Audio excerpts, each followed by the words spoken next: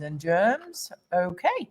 It says we are live. Yay. Hello, folks. Hello. Hi. Welcome, everybody. Happy Tuesday. Yes. And I can't wait to get our guest on. We've just put him back in his cage for a few minutes. The holding tank. Yeah. So let me tell you a little bit about the ultimate Hollywood insider that is Sandro Monetti. So he's got such a lovely way about him. And maybe it's his upbringing from north of England, like us in Blackpool, that the stars will tell him and talk to him and tell him things that you never see another interviewer get out of them. No. So, he's interviewed Al Pacino, Sylvester Stallone, George Clooney, and he's an award-winning British journalist based here in Beverly Hills, a regular CNN contributor and co-hosts BBC Radio's Oscar coverage each year. He's managing editor of the LA Business Journal and both Entity Magazine as well, and the most nominated reporter at the recent National Arts and Entertainment Journalism Awards. So without further ado. Clever little sod, bring him in. All the way from Blackpool, and confetti to rhyme with Monetti drops out of the ceiling, and here he is. Yay! Hello. Oh, I think there's only confetti that rhymes, isn't there? Well, there's that and spaghetti as well, but let's not go there. Hello, it's the Fab Two. Hello, Angie. Hello, Ruth. And hello, listeners and viewers. Lovely to see you. Absolutely. I'm so pleased you could find enough time, because I know how busy you are with all the things. Talk about juggling plates on a stick. Well, I think a couple of things are going on over at Sandro's. Number one, I think he's got a poster of Dorian Gray in the cupboard. Probably, and in the attic. And number two, I think he's got a cloning machine, because no one person can do all the things that he does. Yeah. Who needs sleep anyway? I know, that's what I think. Passion is my engine, and as you know, if you do what you love, you never work a day in your life. That's right. That's absolutely right. It also means you never get paid. True. Welcome to the world of freelance journalism. What are we doing? How much am I getting for this, by the way? Oh, yeah, right. Well, whatever it is, we're not paying you in Bitcoin. Not today. It went through the roof, so thank God for that. So how did you, for those of our viewers, they obviously, the world knows where Liverpool is, but Blackpool is an equally charming town that is actually a bit more sort of show busy than Liverpool ever was, isn't it? It's sort of like the French Riviera north of Liverpool. The Las Vegas of the north. Much like Las Vegas, it's also got a replica of the Eiffel Tower, Blackpool Tower, which when built in the 19th century was Britain's tallest structure. And it is the icon that always leads me home. I still go to Blackpool twice a year. I think we're all the product of our environment. And Blackpool has so many more theatres than most other places in Britain. So growing up, seeing the best of the world's entertainment coming to Blackpool, it's somewhere where the Beatles performed. It's somewhere where Frank Sinatra performed. Sinatra loved it so much, he said he wanted to come back and be mayor of Blackpool one day. Oh, did he really? Never heard that. Wow. It's a great place. And my love of showbiz was fueled by that, and I think when I come to Los Angeles, it is America's equivalent. It's a showbiz town, and so therefore it's the only home for me. Yeah, it's always amazed me. I mean, I grew up very close. Obviously, Liverpool and Blackpool are a stone's throw apart.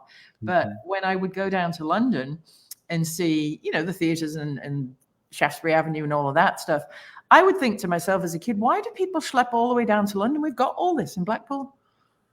It's a great point. And I grew up, watching the likes of the Grumbleweeds, Stu Francis, the Crankies, Cannon and Ball. So now when I meet the likes of George Clooney, Al Pacino, Angelina Jolie, to me, it's all the same. They're all on the same pedestal. They're all great entertainers.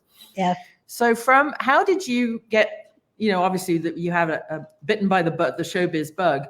What was your first sort of foray into the writing journalistic part of showbiz? Oh, it started at my school in Blackpool, where I started my own magazine. Probably because they wouldn't let me edit the official one, and so showing an early love for the tabloid journalism future, which would be mine. I would do gossip about the teachers in it, put in popularity contests and stuff like that. And so my underground magazine, became a big favorite. And then I learned a lot about, entertaining audiences and giving them what they want. And so it all grew from childhood. And then so I eventually went to work on the music magazine, Smash Hits, which had been a big part of my life. And it was great to work for my favorite publication. And then international newspapers, covering celebrities and royals. And then when I was covering celebrities, that led me to trips out to Los Angeles. I fell in love with the place. It was like dipping in magic water from the first time I arrived.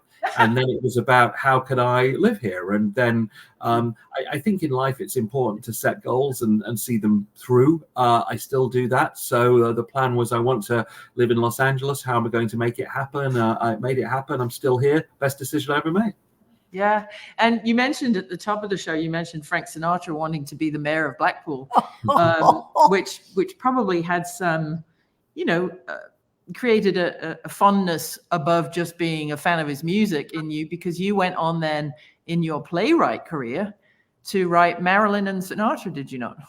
I did. And just to go back, why he loved Blackpool so much, Frank Sinatra was in a real trough in his career. And he came to Blackpool in the early 50s, and he found that he was still loved and embraced by the British audiences. He went back to Hollywood. He made From Here to Eternity the next year. He won the Oscar, and then he never looked back from that point. But he learned that the British audience still embraced him when a lot of the Americans had turned their back on him. So yes, I researched Sinatra, and you never know who you're going to meet in Los Angeles. And I met Marilyn Monroe's last publicist, Michael Selman, who lived nearby, and he was telling me these stories. And so it's a little known fact that Marilyn Monroe and Frank Sinatra had a love affair over a number of years. And so I turned this into a play. It's also on Audible. You can get it from bigfinish.com and other places if you want to listen to it. And and I did that in the West End of London, toured it around the world as well. And that was the start of a new journey for me as a playwright as well. And so again, you follow what you're interested in. And so I took a journalistic approach to Marilyn and Sinatra, wrote it up as a play and an audio book. And then this is something I find to do. Everything I do is around iconic celebrities and finding new ways to celebrate them and tell their stories. Yeah. And then on the staying on the stage thing, before we wind back a bit, what on earth led you to producing a stage play of Die Hard? Because I thought it was either the stupidest or the most brilliant idea I ever come up with. And I'm still not sure which. But I realized there was a real power in nostalgia, in entertainment. Oh, yeah. And we never forget, as you know from this show, the music, the movies, the personalities that we grew up with. And last year was the 35th, can you believe, anniversary of Die Hard. And so I thought there was an opportunity to sort of license this show and perform it and put it on. And yes, I'm delighted to say it was a huge hit here in Los Angeles, selling out every performance. I think it's very much going to be a Christmas tradition now. And I'm looking to take it to Las Vegas and London this Christmas, and then maybe this is something we can do in some form around the world every year, because there is I notice in the audiences there is a great love of the story, a great love of Bruce Willis, the star.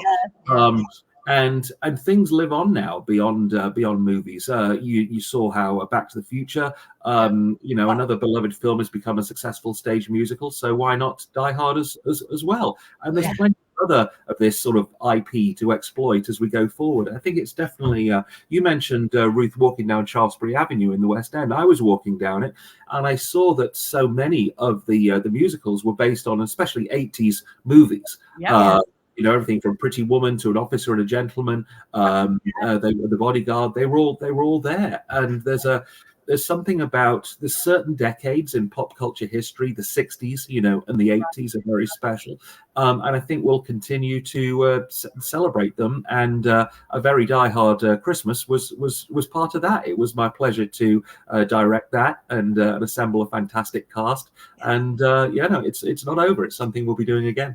One of our dear friends and erstwhile TeaFlix guest, Gerard McMahon, aka G. Tom Mack, he's written movie music for, oh my God, probably 60 movies, but his most famous soundtrack was for Joel Schumacher for The Lost Boys. And his song Cry Little Sister,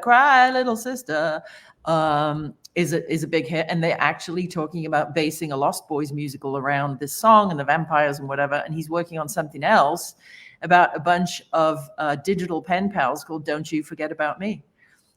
Well, on the first point, on the Lost Boys, I hope they cast Kiefer Sutherland, who, as well as being in that original movie, is also a wonderful musician and the nicest star in show business. People always ask me who's the nicest, and it's Kiefer.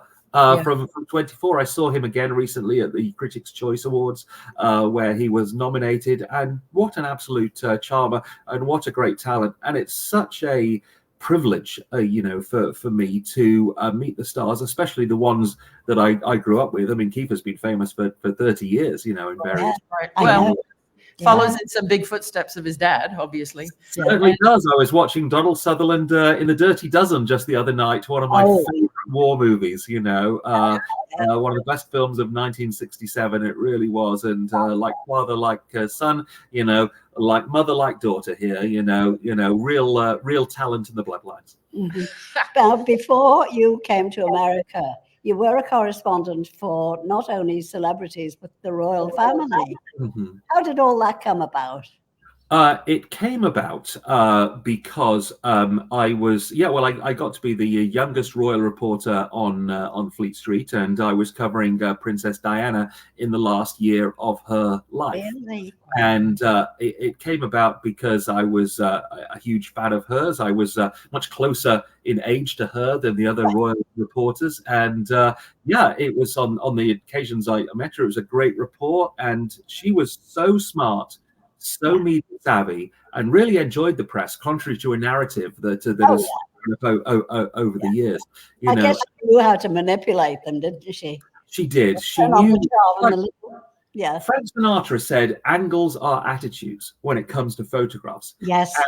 And Diana knew this as well. She knew the power of a particular look to demonstrate as well. And she was wonderful. And when she died, it hit me as hard as losing a member of my own family. And so I was saying to the paper I was working for at the time, I don't think I can, go on sort of covering the royals now. The leading light has gone, and they said, well, why don't you do celebrities? They're a different kind of royalty afterwards, and that's what led me into entertainment reporting. And in recent years, with Meghan and Harry moving over here, I've become much more involved in royal reporting again. And so for about 3 or 4 years now, I've been doing royal reports on CNN's various channels, some for the BBC as well, covering the US end of things. And there is nothing more patriotic than an Englishman who no longer lives in England. And my entire relationship with the royal family has changed since I moved to Los Angeles. I now, at a distance, see the value that they bring much more than I ever did before. And that's caused me to get involved and become one of the executive officers of the Royal Society of St. George here in California. And this is King Charles's charity. It basically lends a helping hand in a red, white, and blue glove around the world. We celebrate Britishness and kindness. Right, and I'm not sure if we're allowed to make an announcement about the. Go ahead. The charities gala, but I am unbelievably beyond honored to be, I don't know what my title is, but I'll be telling a story on the stage. I don't know if I'm what am I, a speaker or a lunch speaker, I guess you would call it. You're the keynote speaker at the St. George's Day event of the Royal Society of St. George. So we meet every April close to St. George's Day. We do so at Casa del Mar, which is one of the most beautiful hotels in California. And the purpose of this event is to honor unsung heroes. A lot of them are celebrities, who do things for charity. Receiving medals at this event will be Burt Ward, who you all know as Robin from the old Batman TV series in the 60s, who, since stepping away from acting, has become a superhero to dogs. He has rescued 50,000 large dogs. He's the greatest animal rescuer in America. And he has a sanctuary for Great Danes and other large dogs, you know, and especially because the late Queen was a huge animal lover, we wanted to reward him this year. Also being rewarded is Dolph Lundgren, a star of my favorite ever movie, Rocky IV. He played Ivan Drago, I Must Break You. Like a lot of people in Hollywood, Dolph had a difficult childhood himself, but that has encouraged him ever since to support children's charities. And everything from the Big Brother programming to CAST, which tackles the terrible problem of child trafficking. He's been involved in that, not just in donations, but, you know, on the ground as well, really involved as an ambassador.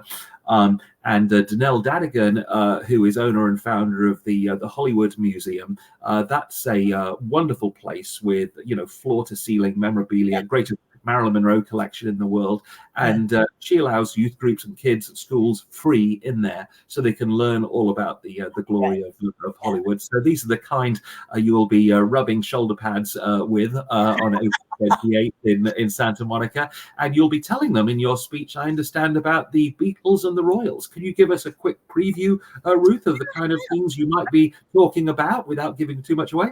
Well, I'm working on a speech, obviously, while I'll get with you to get it all approved and everything. But, you know, I think that there are so many little tangential connections, but there's also some big ones where obviously they went to Buckingham Palace and got their MBEs.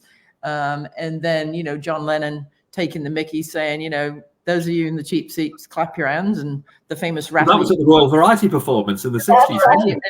You in the boxes can rattle your jewelry, all the while glancing at Her Majesty. And then also, you know, Her Majesty's a very nice girl, but she doesn't have a lot to say. And then a whole host of family connections with not just my stepbrother Paul being not just knighted, but he was one of very few people to be named Queen's companion, or monarch's companion. And my brother Mike has been bestowed with the title of an ambassador to Wirral. Then my two nieces, Mary and Stella, have OBEs and CBEs respectively. So I just love the fact that even though, you know, the Queen was from another generation, that in the 60s they honored people. They wanted to stay relevant and honor people of the younger generation. And the working class people. And working class people. Which you certainly could. Very good point. Yeah.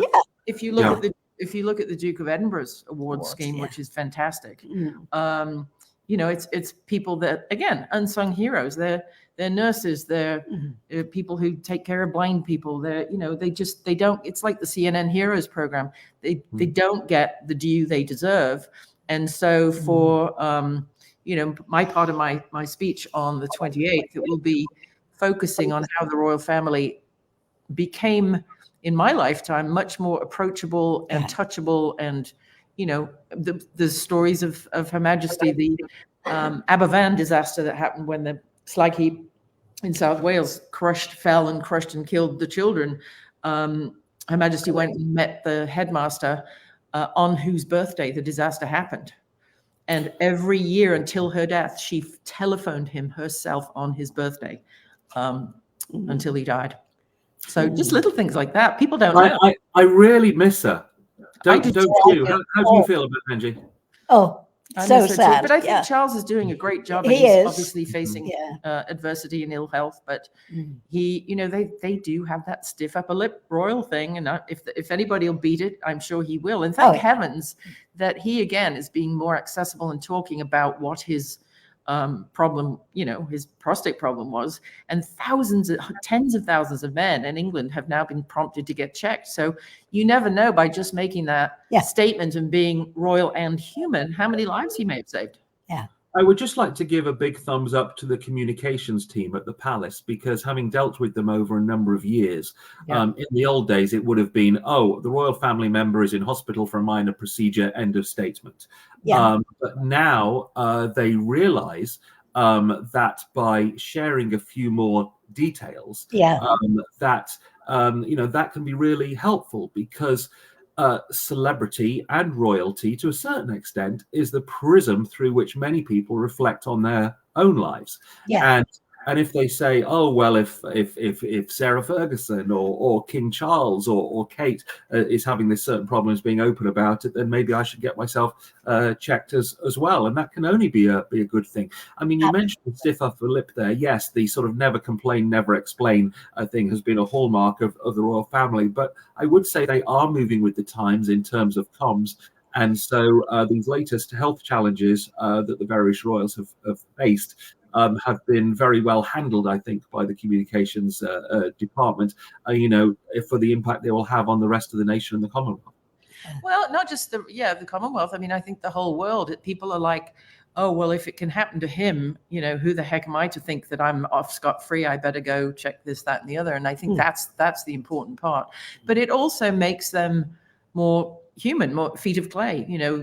They get forgiven for a lot of things, but at the same time, they are resented for a lot of things. Like, oh, well, they're rich and they've got diamond tiaras and palaces. They've got a roof over their head. But nobody but them can have any idea what it is to be royal. And when you see people like Princess Kate and Diana, they're so madly in love, they choose to marry into the firm and all of the responsibilities that go with it, and know that their children will also have to, take on the throne at some point, or their firstborn. It's such a challenge for Charles, because when he's been on walkabouts and visits, he has heard isolated chants of "Not my king," and the Queen was never sort of treated with that level of disrespect, sort of publicly, in terms of chants. Yes, there was a lot of trouble around the death of Diana, and the future of the monarchy was really, in flux at that time. But the wonderful thing of the democracy that is Britain, is that yes, everyone can have an opinion, but yes, it is it has been increasingly verbal during Charles' reign, and it'll be fascinating to watch as we go forward, how this develops. It's going to take some careful managing, but leading by example and leading by inspiration, I think is always a great way to do it. Well, yes, it's like they have to be the CEO of this company that is responsible for, I mean, I was talking locally, and it's amazing to me how many American people say, well, why did Charles wait 74 years for his job? Why didn't he just abdicate and give it straight to William? And it's like, you have no idea that A, that is not done, and B, it was done by his uncle, which then moved the line of succession into his family. They were never supposed to be on the throne, but when Mrs. Simpson came along, whoops. History repeats. Yes. I just don't see Charles, unless he, God forbid, gets, incapacitated with illness, that he would ever step aside unless he was absolutely had no choice. It's just not the British thing to do. Well, this is one of the things I've had to discuss in my role as a royal correspondent, of course, the history, the laws that are laid down, what happens, if the king is incapacitated, And so, yes, there is a precedent for this. There were 100 occasions, where the Queen could not do certain functions and sent other members of the royal family to do it. So there is a precedent there. But at the moment, as we speak today, King Charles is performing his state functions. And what that means is the weekly meeting with the Prime Minister, the signing of laws, the reviewing of all sort of government business. But the other, the stuff, things like opening of hospitals, launching of ships, libraries, all that kind of stuff, charity visits, is being shared among the rest of the royals. But he has shrunk the royal family, so there are fewer first-line royals doing these jobs. Now, Princess Anne, his sister, who does more engagements than anybody else, is busier than ever. There is an opportunity to bring in Prince Andrew and Prince Harry to do these duties. Not surprisingly, that has not been taken up, and the rest of them are continuing with their duties as frontline royals. Yeah, when you look at it like a board of directors, they're a couple of men down, right? The king is out apart from doing the red boxes and his constitutional duty. Kate is off the map for a couple months. Andrew and Harry are not in play, so it's like they're working. There's 4 working royals at the moment. Yeah, right. so Edward, Sophie, Anne, and Camilla. And Camilla. Yeah. Yeah. Well, hopefully Fergie will make a full recovery. We have a dear friend who is. She's lovely, So let's wish her all the best. And I mean, they're just 2 cancer diagnoses in the space of a year. What a rough year that she's had. But again, going public, and it's just beautiful, as I was saying before, to see how many people have been moved, to get themselves checks, which is, and this is it. It's how you issue the statement. It's about we and the people rather than I. Yes. It's like, and so that's very royal we. Yes. Yeah. The royal we. Yes, exactly. So on a completely different note, you have a quiz. You're a quiz master as well as everything else. Tuesday nights. What do you do on a Tuesday night, Sandro? For an amazing 9 years now, it's been my privilege to host the Brixton LA pub quiz at various pubs around Los Angeles. And it's something we kept going online during the pandemic. And that certainly helped me get through when we had the virtual quiz. Brixton LA, is a Facebook group of 18,000 expats. But this quiz isn't just for Brits. You just have to like us Brits. And it now takes place at O'Brien's, which is a wonderful pub, sort of the home of trivia in Los Angeles. They have 3 quiz nights there every week. And so mine is on Tuesday, Brixton LA pub quiz, and it's tremendous fun because we have incredibly cheap prizes, and the level of competition that people will have to get a plastic parrot or a potato, is quite fun. But it's ultra showing your Britishness now, Sandro. Yes, it's very, very silly, and we also have a talent round in the middle of the quiz. Tonight it's going to be Disney songs, and I never judge this. I always get one of the teams to judge it, and it's so funny because we've had Broadway singers, we've had West End performers, we've had opera singers who've performed at this, none of whom ever win because the Brits always vote for the silliest or more entertaining one. So it's a bit like when a Brit goes into a karaoke bar in America. The Americans will do it, bless them, like they're on American Idol and they're all brilliant, whereas the Brits will do it cheesy and entertaining, and that's what wins our pub quiz as well. So it's very British, very silly, and long may it continue. So if anyone's ever in Los Angeles on a Tuesday night, come down to O'Brien's and see us, because you'll meet a great bunch of people and have a laugh. And maybe even a potato to take home. Right. Well, yes, you should be so lucky. Yes. You should look for a pub called the White Elephant. Maybe that's our next home. Yeah, maybe. Yeah. I tell you what, I'd like to go back in time a little. Didn't you interview Paul McCartney? Was it one time? Yes, I did. I've been lucky enough to interview all 100 of the biggest stars in the world. And as your fellow authors, I'll mention my book, Confessions of a Hollywood Insider, available in paperback, hardback. I read it again and again. Yeah, cracks me up. The McCartneys are mentioned, and reflecting on all these interviews, I think, what an idiot I've been, because I try not to be starstruck. But it's Paul McCartney, for goodness sake. And so when I interviewed him was at the opening of the Lipper School in Liverpool, which, if anyone's unfamiliar, is kind of like the equivalent of the Fame School, and Paul put £1 million of his own money into that, and was sort of lecturing himself. And when I went along to meet him, he couldn't be more gracious, but I didn't want it to be like that famous Chris Farley sketch on Saturday Night Live, where he interviews Paul McCartney and goes, "Do you remember when you were in the Beatles? What was that like?" I didn't want to be that gushing, so I thought, well, I'll take much more professional detachment. Cool. Yeah. But I was so determined to win Paul's respect that my questions came out very unlike my normal ones. They were much more of a sort of cynical nature. So I found the words coming out of my mouth, being a multi-millionaire, what do you really know about the youth of Liverpool today and their struggles that you can help them sort of go, what on earth? That's the worst question I've ever asked in my career.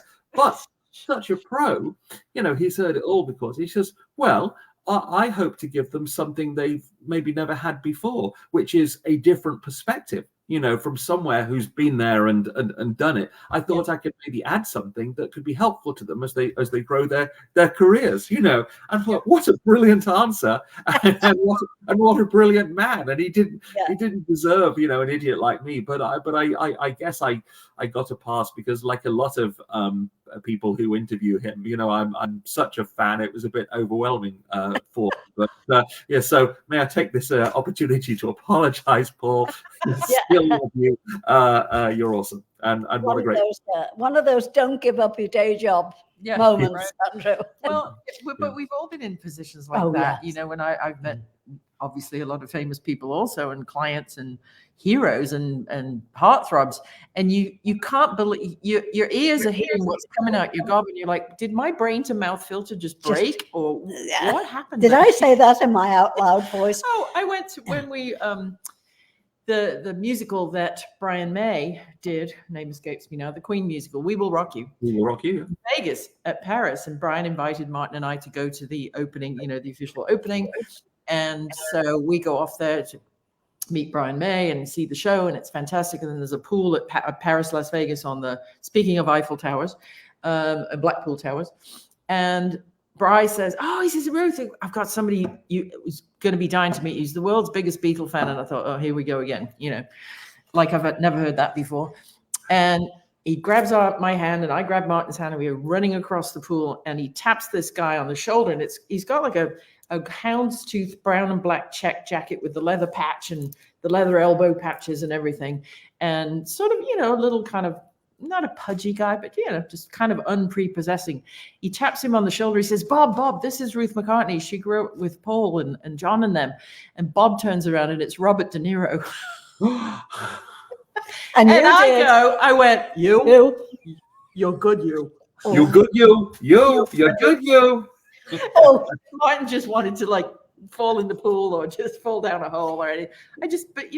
It's one of the temptation when you find yourself in a conversation with Robert De Niro, which I've done several times, you have to fight the urge to say, are you talking to me? I'm the only one here. Are you talking to me? Which he must have had a million times as well. As many times as you've heard, I'm the biggest Beatles fan. I've watched him on the Graham Norton show a couple of times, and I love Graham Norton and that whole entire show.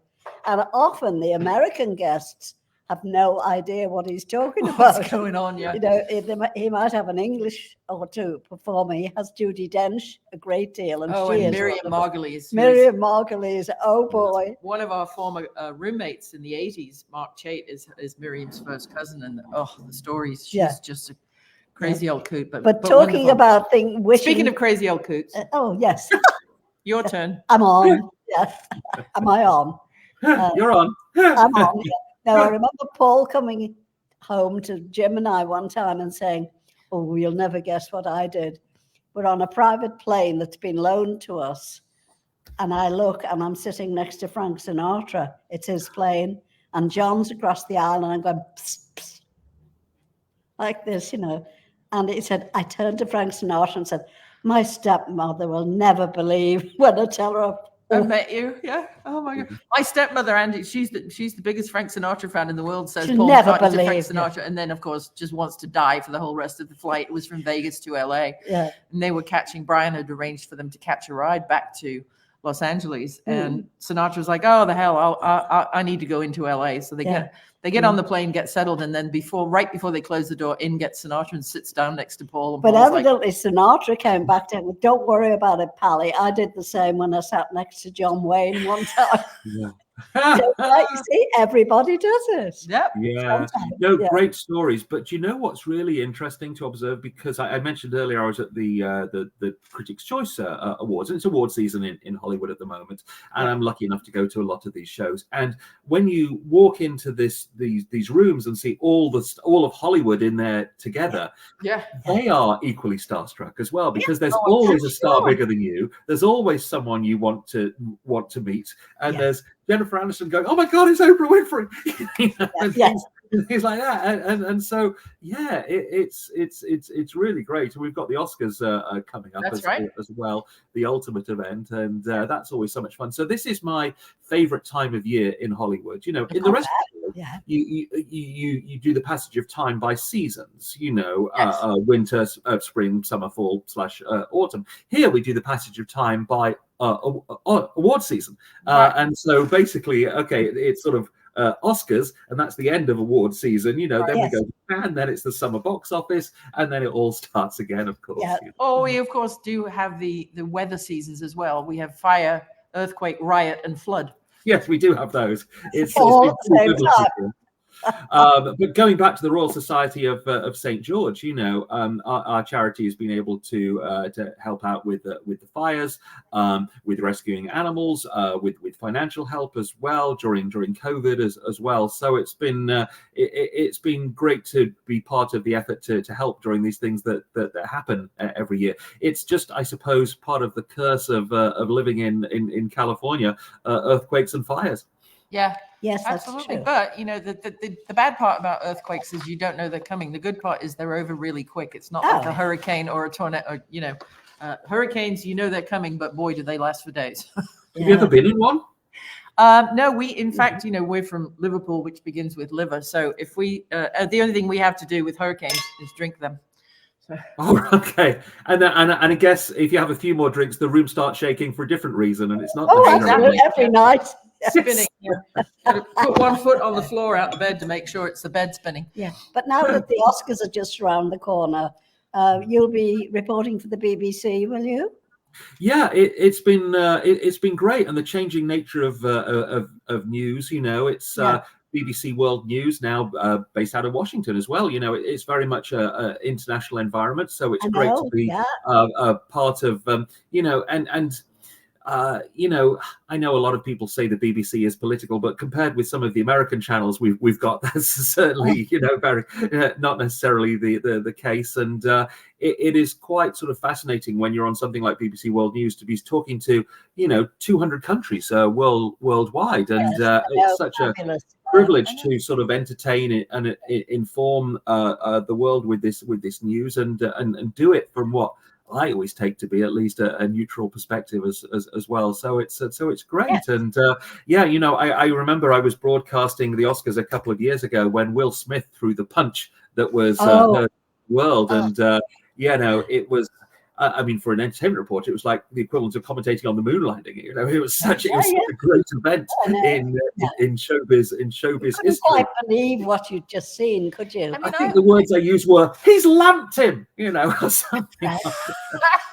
I'm such a cynic, and you know, been around Hollywood a long time, and I'm like, okay, was that staged? Was that written in the thing? We wondered if it was for the first few minutes. I was like, is this because the ratings have been down? You know, and are they trying to get people to go, oh my God, on Twitter, and then all tune in for the rest of the show?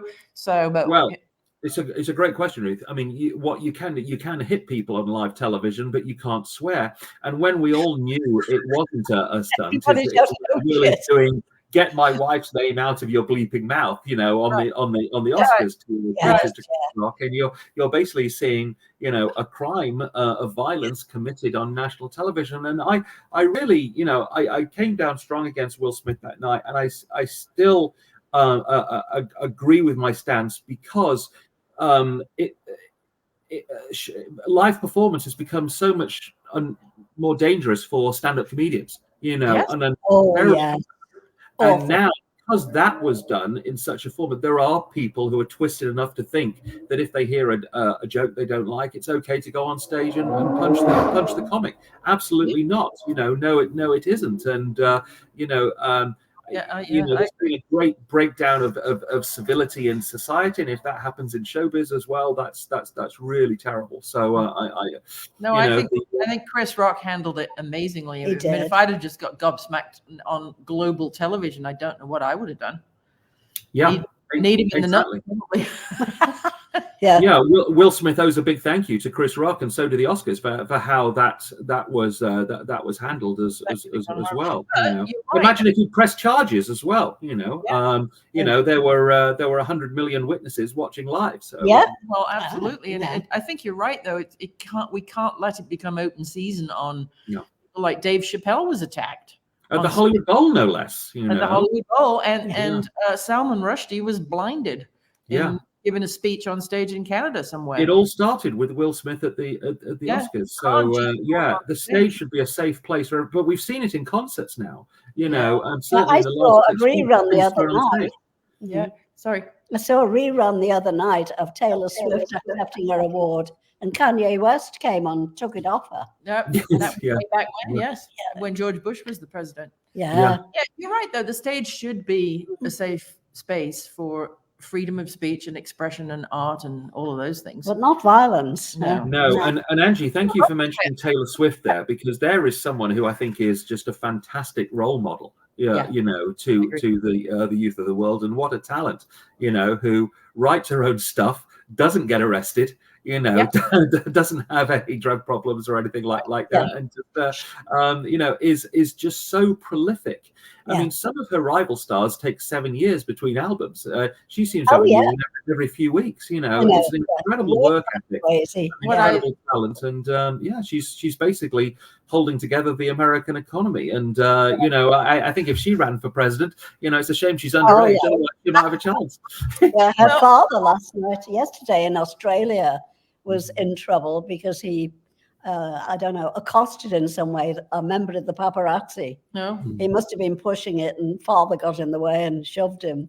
So that's headline news this morning. I recently learned about Taylor Swift is that behind the scenes and undercover, every town, every city she goes into, and this is why sometimes she'll play Fort Wayne, Indiana, or Chattanooga, Tennessee, or not just the big. She'll do like 12 nights at SoFi Stadium, which finances the whole tour.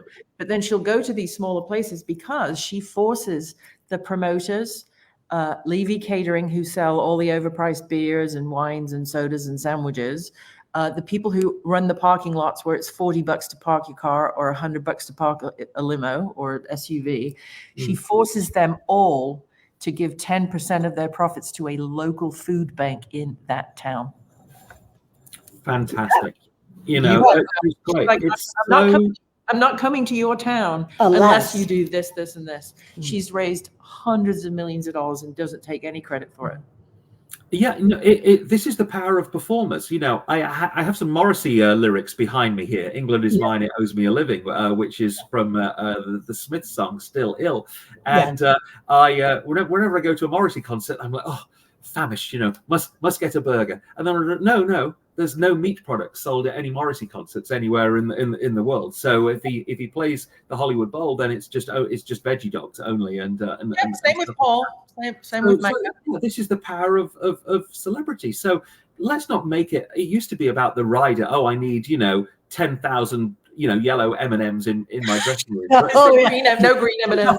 Enough about Angie. But now it is all about. It's social justice. It's causes. It's charitable aspects, and I think that's a great thing. When celebrities use their power for good, it's very absolutely. Good. No, I agree. I don't like it when they get political and tell you who to vote for. I think that should be. That's like a marital story. That's between a man and his wife, or a man and his husband, or a woman and her wife, or whatever. But I do like when they use it for good, like Adopt a Minefield with when Heather was married to Paul. They raised millions of dollars, and people aren't getting their legs blown off in certain places. It's just they can use it with Sting in the Rainforest. It's a great thing, because then your fans will be. I think awareness is one thing, but if you can mobilize a fan, just give $1. everything I get involved with now, I always look for the charitable aspect and how can it help.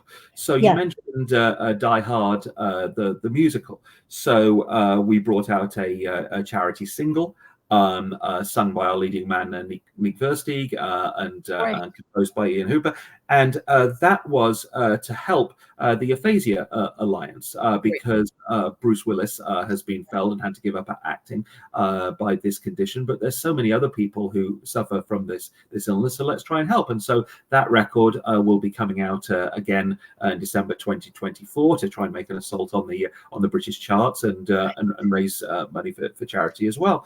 And the latest thing I've become involved with, I'm one of the many owners of a football/soccer club here. Yes. Called Orange County SC, and that club has a foundation as well, and it's all about grassroots soccer and trying to get the community in Orange County, just an hour outside Los Angeles, in case you're not local, to get involved in the sport. And so, yes, I think if we kind of look for the charitable mission in everything we do, I know a lot of corporations are doing this, but I think we can do it as individuals, as Yeah, my thing is, though, the taxes we all pay, wouldn't you think that all of these nonprofits could be funded by the federal government out of the taxes? Yes.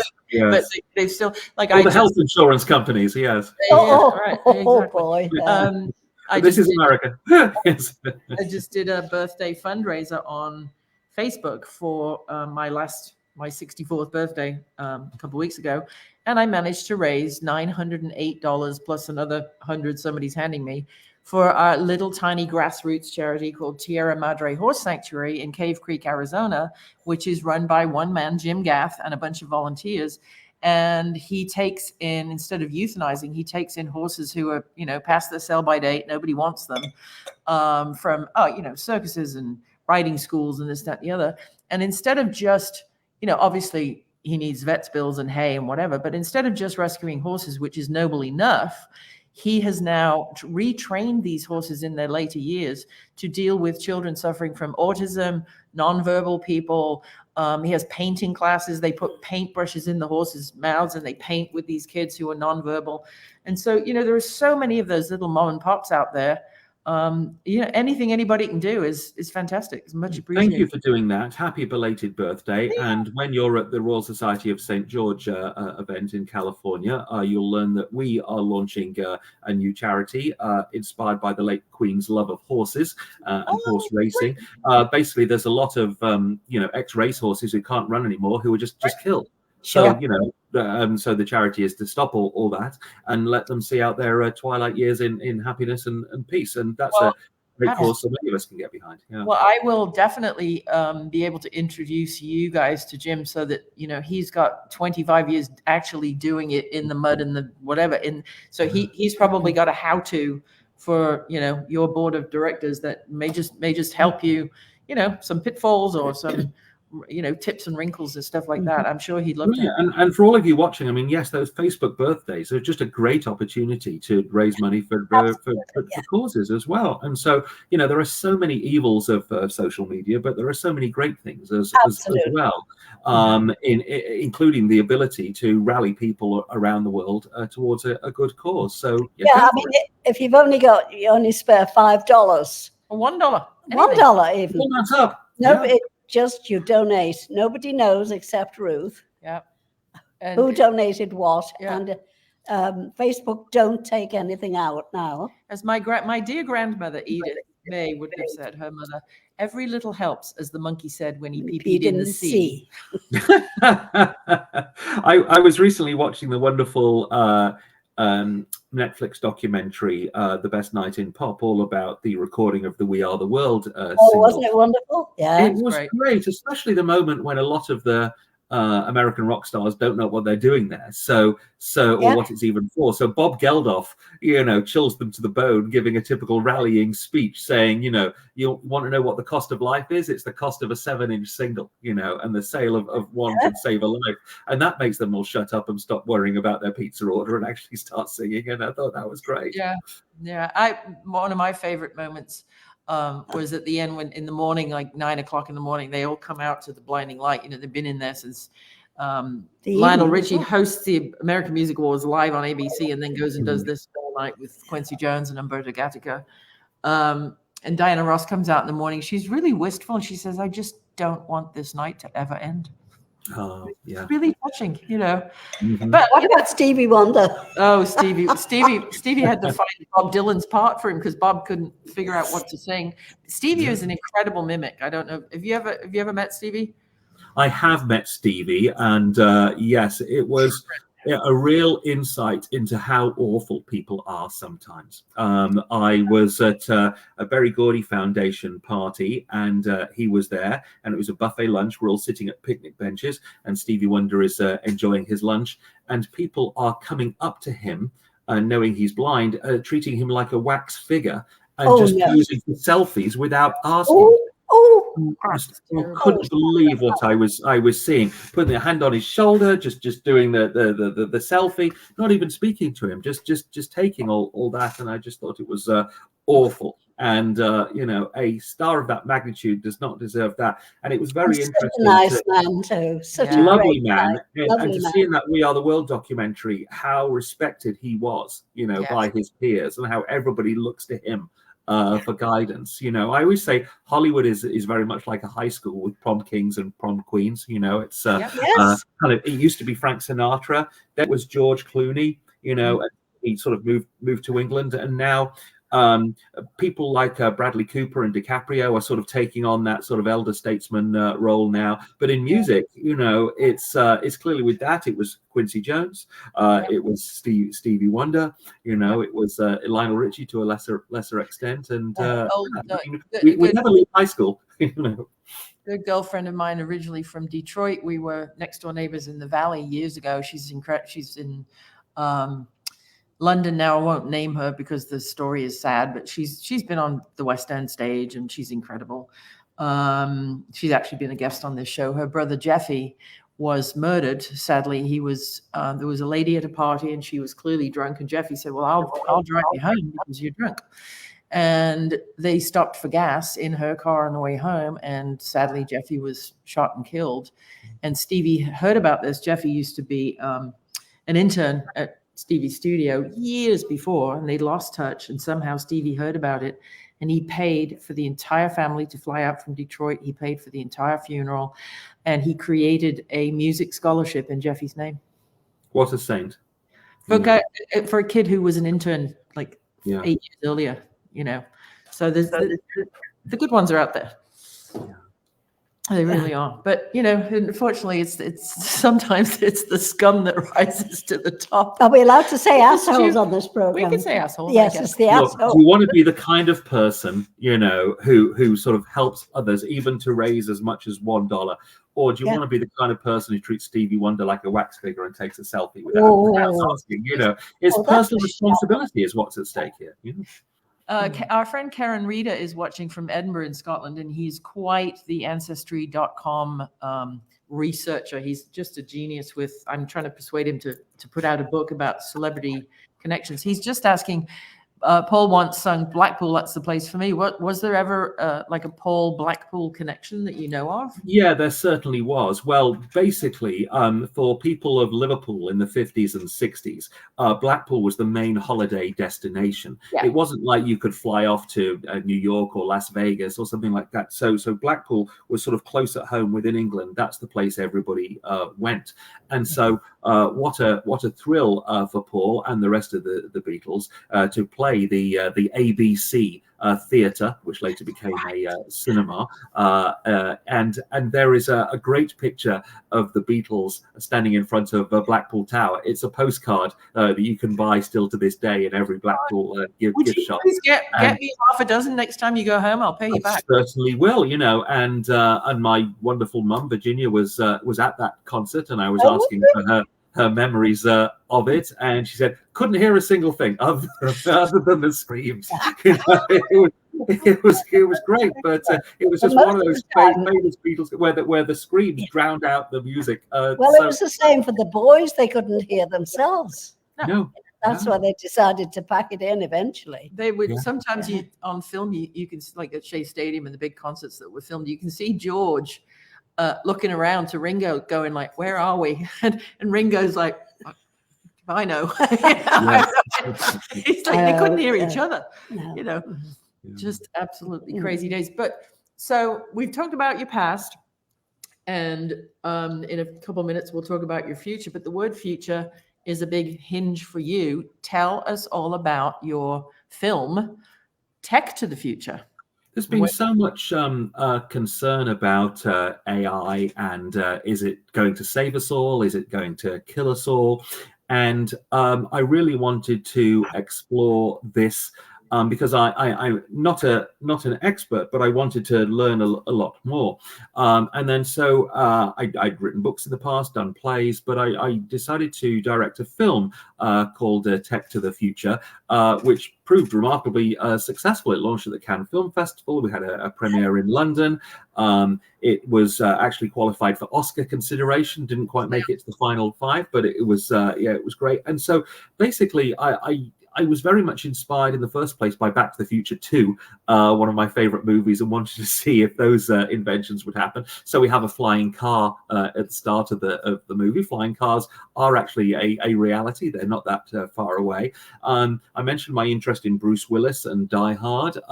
Bruce retired from acting when his health condition became too bad. But since then, he has made a couple of TV commercials in Europe, except it's not him. It's his digital avatar. Right. And this, and you wouldn't know watching it. And this is a real opportunity, I think, for performers, especially in concerts. I think the surviving Beatles and the Rolling Stones will have to decide what they want their legacy to be, as technology develops, will you be able to, and well, ABBA have been very successful with their avatars as well. And so with actors, I mean, obviously there was a huge strike largely about this, about control of digital images, but this is going to be sort of the next frontier in entertainment, dead celebrities and how their images are used in the future for entertainment, and living ones as well, because they're concerned about having them exploited for political campaigns, commercials they didn't do, all the rest of it. So it's about that. So all of this is in the movie Tech to the Future, and it's one of the other things that I've done. So I do have a book I'm planning as well to explore this further, because we're not done with it. But the thing is, my movie was made 18 months ago, and it's supposed to be about things that were 10 years away. Most of them are already here. So technology moves so fast, and I'm very much I spoke to, let me just drop a name, Arnold Schwarzenegger, and he always of course was the Terminator. So there's perfect example of the machines coming to kill us. But he's one of those really inspiring figures that you meet, and he taught me an important lesson. You think too small. You must always think bigger. Always look to develop products and go bigger. And so you're a producer. You live in Hollywood. It's California. We all do, Arnie, don't we? He's Martin's up there. He's just saying it's fantastic. So I don't want to leave Tech to the Future alone. There's something else to explore there, whether it's in television or books. And with Die Hard, yes, I think seeing how happy that makes people, I definitely want to take that to Britain, Vegas, and around the world, and maybe make it a Christmas tradition. With a very Die Hard Christmas. And again, with Orange County Soccer Club, Dan Rutstein and some other great Brits started this all off, and so many of us have joined. There's about 1,000 of us involved now, and all trying to create a purity, a love of the sport, but also with a charitable mission as well. And so the future, it's an undiscovered country, but we can write our own script so long as we have our own narrative, which is how can we pursue what we love and also look to help others at the same time. So well, we should have a chat when we get either before April 28th, or we've got McCartney.ai. Of course, we bought the domain name, and Martin is running something called verifiedvoicevault.com, where if you're an actor or a voiceover person or with a famous voice, you can lodge your voice in our voice vault. We verify it and produce a voice print so that if you ever get ripped off like these Joe Biden robocalls or what have you, you can call us and we'll give you a USB with all of the documentation you need to go to a lawyer and just take these people down. So it's kind of like locking up your real voice in a vault forever and only letting people with permission use it. And in fact, there is a very famous dead rock star.